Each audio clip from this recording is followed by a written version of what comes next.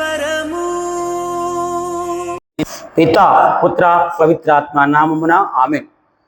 క్రీస్తునాథునిచే అమితముగా ప్రేమించబడుతున్నటువంటి ప్రియ క్రైస్తవ సహోదరి సహోదరులారా, మిమ్మల్ని అందరినీ 24వ సామాన్య ఆదివారపు వాక్య పరిచర్యకై ప్రేమతో ఆహ్వానిస్తూ ఉన్నాను.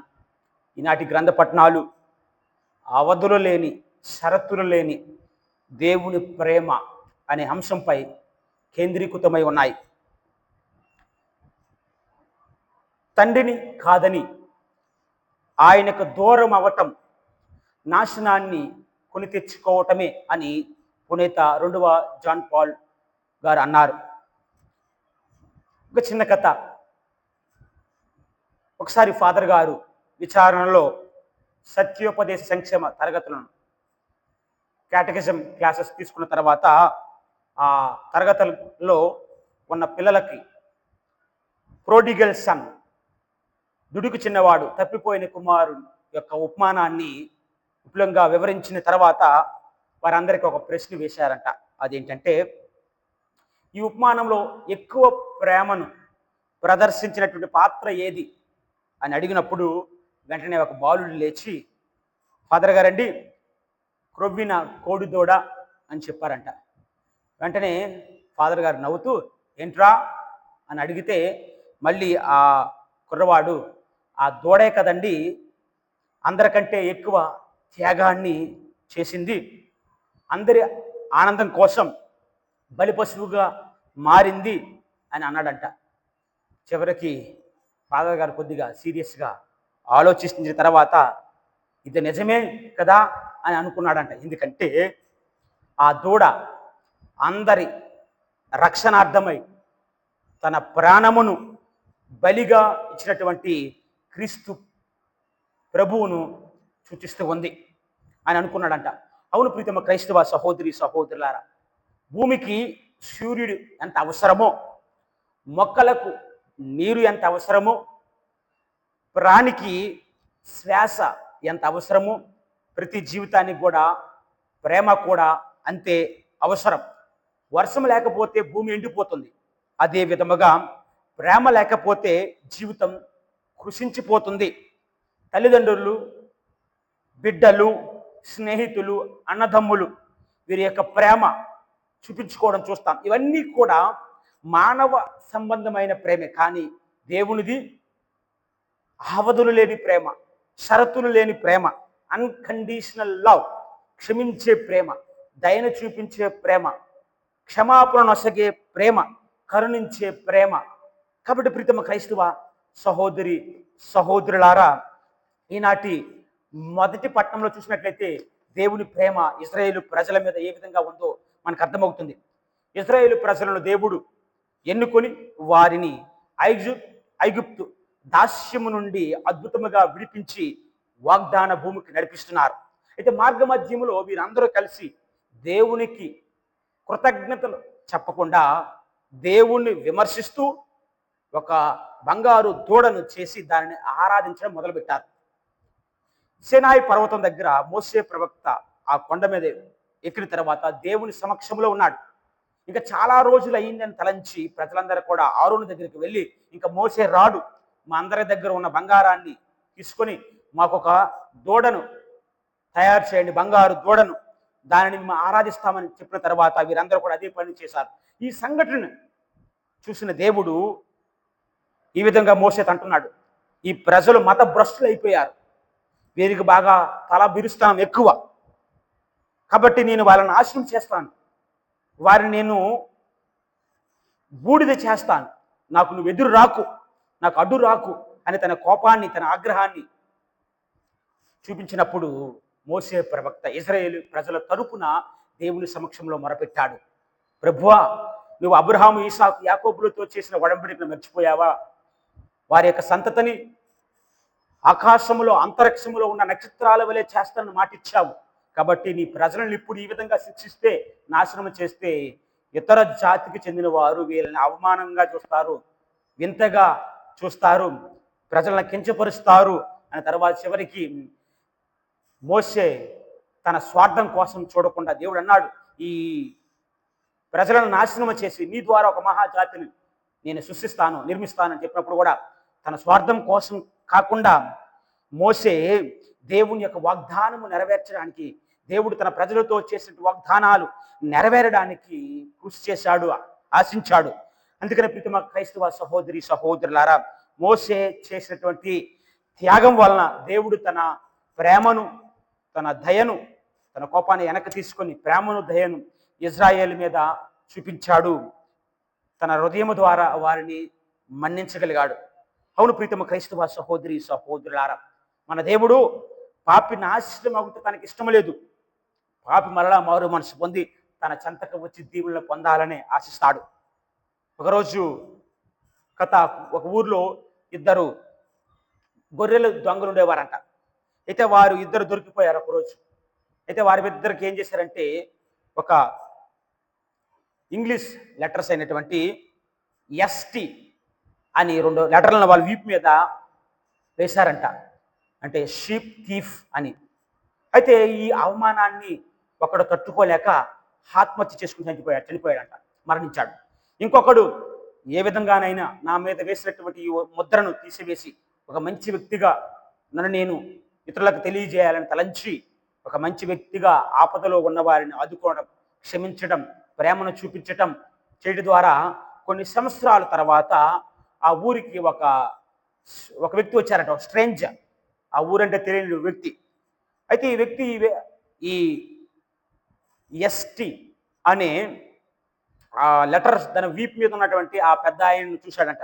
చూసిన తర్వాత ఆ తెలియని వ్యక్తి ఇంకొక వ్యక్తిని అడుగుతున్నాడు, ఏంటి ఆయన మీద ఎందుకు ఈ అక్షరాలు ఉన్నాయి, ఎస్టీ అనే అక్షరాలు ఎందుకు ఉన్నాయి అని అడిగినప్పుడు ఆ ఊర్లో ఉన్న వ్యక్తి ఆ స్ట్రేంజర్తో చెప్తున్న మాటలు, నాకైతే ఏం జరిగిందో తెలియదు, కానీ బహుశా ఆ అక్షరాల యొక్క అర్థం ఏంటంటే సెయింట్, పునీతుడై ఉండొచ్చు.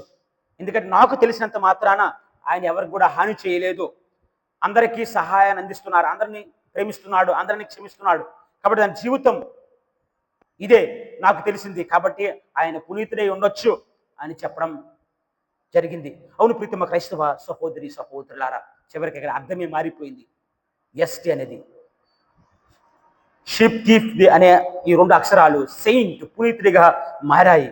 అవును ప్రీతమ క్రైస్తవ సహోదరి సహోదరుల, దేవుడు తన అపారమైనటువంటి ప్రేమతో ప్రతి ఒక్కరికి ఒక అవకాశాన్ని ఇస్తాడు. Every Saint had a past, every sinner has a future. ప్రతి పునీతుడికి కూడా ఒక గతం ఉంటుంది, ప్రతి పాపాత్ముడికి కూడా ఒక భవిష్యత్తు ఉంటుందని మనం గుర్తించాలి. దానికి అనుగుణంగా మనం ముందుకు నడవాలి. కావున ప్రీతమ క్రైస్తవ సహోదరి సహోదరులారా, ఇదే అంశాన్ని పౌలు మహర్షి జీవితంలో కూడా మనం చూస్తున్నాం. ఒక నరహంతకుడు, క్రీస్తు పేరు చెప్తేనే వింటేనే చంపేసేవాడు. కానీ క్రీస్తు ప్రభుని యొక్క అనుభూతిని పొందిన తర్వాత ఒక మనిషిగా, ఒక మహర్షిగా, ఒక పుణ్యాత్ముడిగా ఎదిగాడు. అవును ప్రీతమ క్రైస్తవ సహోదరి సహోదరులారా, 1 తిమోతికి రాసిన లేఖ 1వ అధ్యాయము 15వ వచనంలో చూస్తే, పాపాత్మలో ప్రథముడు నేను అంటున్నాడు. పాపాత్మలు నేనే ప్రథముడు అంటున్నాడు. కానీ చివరికి ఎఫెసీయులకు రాసిన లేఖ 3వ అధ్యాయము 8వ వచనం చూస్తే, ఇలాంటి ఘోర పాపైన నాకు, అందరికంటే తక్కువ వాడైన నాకు దేవుడు తన సువార్తను బోధించే గొప్ప అదృష్టాన్ని, అవకాశాన్ని నాకు ప్రసాదించాడని పలుకుతున్నారు పునీత పౌలు మహర్షి. అవును ప్రీతమ క్రైస్తవ సహోదరి సహోదరులారా, మహా ఘోర పాప అయినప్పటికీ కూడా తన ప్రేమను, తన దయను చూపి తన సాక్షిగా మలచుకున్నాడు. మరి ఈరోజు నువ్వు నేను అలాంటి మనస్తత్వంతోనే దేవుడి సన్నిధికి రావాలి. దేవుడి సరిగ్గా మన గతాన్ని విడిచిపెట్టడానికి సిద్ధంగా ఉండాలి. మన భవిష్యత్తు దేవుని సన్నిధిలో ఉన్నది, దేవుని మార్గంలో ఉన్నది, దేవుని ఎందే ఉన్నదని గుర్తించి మనం దేవుని సన్నిధికి వచ్చినప్పుడు ఖచ్చితంగా దేవుడు మనల్ని కూడా మార్చగలుగుతాడు. అవును ప్రీతమ క్రైస్తవ సహోదరి సహోదరుల, లుక్ ఎట్ ద క్రాస్, ఆ సిలువ వైపు చూడండి. తన 2 చేతులు కూడా చాచి క్రీస్తు ప్రభు ఏ విధంగా ఎదురు చూస్తున్నాడు, కనురెప్పపాటు వేయకుండా నీ కోసం ఎదురు చూస్తున్నాడు. ఎప్పుడు వస్తావా తన హత్తుకొని తన సాక్షిగా మలచడానికి.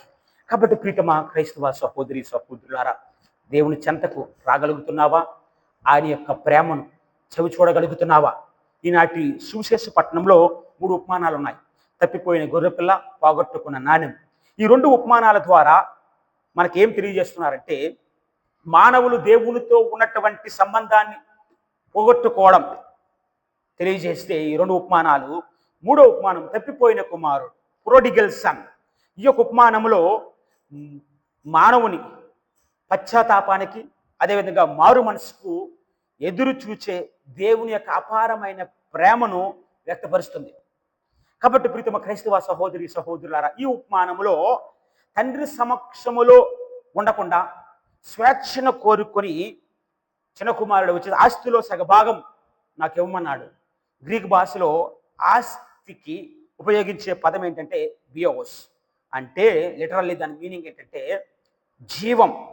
అంటే తండ్రి జీవించి ఉన్నప్పుడే మరణించిన వాడి కింద చూశాడు, మరణించిన వాడి కింద లెక్క వేశాడు. అందుకని ఆస్తిని నాకిమ్మన్నాడు. తన ఆస్తిని సాధారణంగా తండ్రి మరణించినప్పుడు ఆస్తిని పంచుకుంటారు, కానీ తండ్రి జీవంతో ఉన్నప్పుడే, తండ్రి బ్రతుకున్నప్పుడే తన ఆస్తిని ఇమ్మన్నాడు. చనిపోయిన వారితో లెక్క కట్టాడు. తండ్రిలో ఉన్నటువంటి జీవాన్ని విడిచిపెట్టాడు. తండ్రి యొక్క హృదయాన్ని ముక్కలా చేశాడు. చివరికి ధనాన్ని తీసుకువెళ్ళి నిర్జీవమైనటువంటి ప్రాంతానికి వెళ్ళాడు. జీవం లేని ప్రాంతానికి వెళ్ళి భోగ విలాసాలతో ఆ సొమ్మును మొత్తాన్ని కాజేసిన తర్వాత, మొత్తం అయిన తర్వాత చివరికి తండ్రి ప్రేమ గుర్తుకొచ్చింది. పశ్చాత్తాపడ్డాడు. చివరికి తండ్రి చెంతకు వచ్చాడు. అలాంటి సందర్భంలో కూడా తండ్రి తనను ఆదుకోవడానికి సిద్ధంగా ఉన్నాడు. తండ్రి ఎదురు చూస్తున్నాడు తన ప్రేమను చూపించడానికి. వచ్చిన కుమారుని ప్రేమతో ఆలింగనం చేసుకున్నాడు. ఇక్కడ ప్రీతమ క్రైస్తవ సహోదరి సహోదరులారా, పోగొట్టుకున్నటువంటి పూర్వస్థితిని తన కుమారునికి ఇవ్వడానికి తండ్రి చేసిన 4 అంశాలు, 4 వస్తువులు అక్కడ ఏంటంటే, మొట్టమొదటిగా తన కుమారునికి మేలిమ వస్త్రాలను ఇచ్చాడు. రోబ్, మేలిమ వస్త్రాలను ధరించాడంటే, ఈ వస్త్రాలు ఏంటంటే క్షమాపణకు చిహ్నంగా నిలుస్తున్నాయి. పరలోకంలో జరిగే వివాహం ఇందుకు గుర్తుగా ఉన్నాయి. ఇక రెండోది ఏంటంటే ఉంగరం, రింగ్. దీని యొక్క అంతరార్థం ఏంటంటే రెస్టోర్డ్ ఐడెంటిటీ అంటారు ఇక్కడ. అంటే మరలా తన గుర్తింపును తాను పొందగలిగాడు, తన కుటుంబంలో ఒకనిగా చేర్చగలిగాడు. మూడోది ఏంటంటే చెప్పులు ఇవ్వడం జరిగింది. ఇదేంటంటే రెన్యూడ్ పర్పస్, అంటే అన్ని రకాల అపవిత్ర ఆత్మల నుండి తనను రక్షించుట. ఇంకా 4వ విషయం ఏంటంటే క్రొవ్విన కోడిదూడను వధించారు. ఇక్కడ ఈ క్రొవ్విన కోడిదూడ పాస్కా గొర్రెపిల్లైనటువంటి క్రీస్తు ప్రభువునకు చిహ్నంగా నిలుస్తుంది. తండ్రి క్షమించుటే కాకుండా తన ప్రేమను చూపించి చివరికి తన కుమారునిగా ఆహ్వానించాడు, ఆదుకున్నాడు. కావున ప్రీతమ క్రైస్తవ సహోదరి సహోదరులారా, ప్రతి ఒక్కరిలో ఉపమానంలో ఉన్నటువంటి ఈ 2 కుమారుల యొక్క స్వభావాలు ఉన్నాయి. మొట్టమొదటిది ఏంటంటే, నేను నడిచే తప్పుడు దారే నిజమైనటువంటి దారి. నేను నడిచినటువంటి ఈ తప్పుడు దారే నిజమైనటువంటి మార్గము అని నమ్మే వ్యక్తులు, నమ్మే స్వభావం. ఇంకొకటి ఏంటంటే మనస్సాక్షి చూపే మార్గం పెద్ద కుమారునిలో ఉంది. నియమ నిబంధనలకు బానిసగా బ్రతికినటువంటి వ్యక్తి తండ్రి మీద కానీ కుమారుని మీద కానీ అదే విధముగా నియమ నిబంధనలను ప్రేమించినట్లు కాదు. ఇష్టం లేనప్పటికి కూడా అయిష్టముతో జీవించిన వ్యక్తి అన్నమాట. ఇక్కడ ఏంటంటే is not an evil, but is a very typical character are personality. కాబట్టి ప్రీతమ క్రైస్తవ సహోదరి సహోదరులారా, మనలో చాలా మంది ఈ కోవకు చెందిన వారే. ప్రీత పౌలు మహర్షి కావచ్చు, పేతురు గారు కావచ్చు, అగస్తీన్ గారు కావచ్చు, వారి యొక్క పాత జీవితాన్ని విడిచిపెట్టిన తర్వాత వారు ప్రభు యొక్క దేవుని యొక్క ప్రేమను చవిచూచిన తర్వాత తనకి బలమైనటువంటి సాధనాలుగా, సాక్షులుగా నిలిచారు. అవును ప్రీతమా క్రైస్తవ సహోదరి సహోదరులారా, మన జీవితాలు ఏ విధంగా ఉన్నాయి? ఇతరులను క్షమించగలుగుతున్నామా? ఇతరుల యొక్క పాపాలు మన్నించగలుగుతున్నామా? అవసరంలో ఉన్న వారికి వాళ్ళ అవసరాలు తీర్చడానికి మనం ముందుకు వస్తున్నామా? వాళ్ళకు ఉపయోగపడుతున్నామా అనేది ఆత్మపరిశీలన చేసుకోవాలి. అవును ప్రీతమ క్రైస్తవ సహోదరి సహోదరులారా, అప్పుడే మనల్ని కూడా మన పాప జీవితాన్ని విడిచిపెట్టి మంచి కార్యాలు చేపట్టి ప్రభు సన్నిధికి వస్తే ఖచ్చితంగా దేవుడు తన సాక్షులుగా మలుచుకుంటాడు. తన అపారమైనటువంటి ప్రేమను చూపించి తన ప్రేమకు సాక్షులుగా మనందరినీ కూడా వాడుకుంటాడు. కావున ఈ యొక్క దివ్య పూజలో తన ప్రేమకు సాక్షులుగా నిలవడానికి కావలసినటువంటి శక్తిని యుక్తిని ప్రసాదించమని ప్రార్థించుదాం.